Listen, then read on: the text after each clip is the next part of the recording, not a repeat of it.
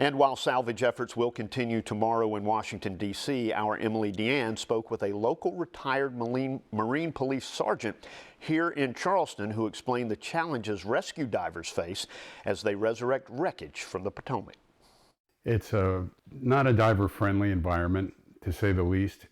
From strong current to lack of visibility, retired Marine Police Sergeant and Coast Guard licensed Captain Peter Lepac says the recovery efforts in the icy waters at our nation's capital could take weeks. The fact that the thing to be searched itself, the aircraft, the wreckage of the aircraft, is extremely dangerous due to the fact that there are all these jagged edges. If you imagine taking a soda can and ripping it in half, and the sharp metal, it's razor sharp. And then the ability to move about in that type of an environment. Entanglement is a tremendous danger.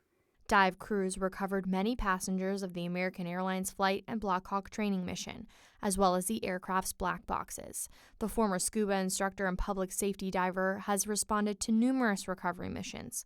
Lepac says every fragment the crews retrieve will help investigators learn what caused the collision. I was working actually on the Marine Division back in Connecticut when Flight 800 went down, and all of those pieces of evidence were collected, preserved, tagged, and put into a dedicated space. I believe it was a hangar. And what they literally did was reverse assemble the plane, and they, like a jigsaw puzzle, and they put it all back together, and that literally helped enable them to determine the mechanics and dynamics of what happened to the aircraft. He says similar to the TWA flight that crashed off the coast of Long Island in the 90s, dive crews will salvage all they can, and investigators will tag each piece of evidence.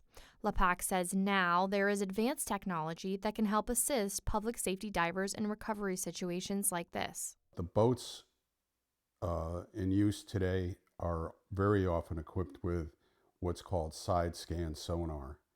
And that is a narrow beam sonar that provides a picture of the bottom, a 3D type image picture of the bottom, which would, especially in shallower water like that, you're going to get a pretty good resolution of a target and be able to see something of interest, a target of interest, and then deploy a diver in response to that.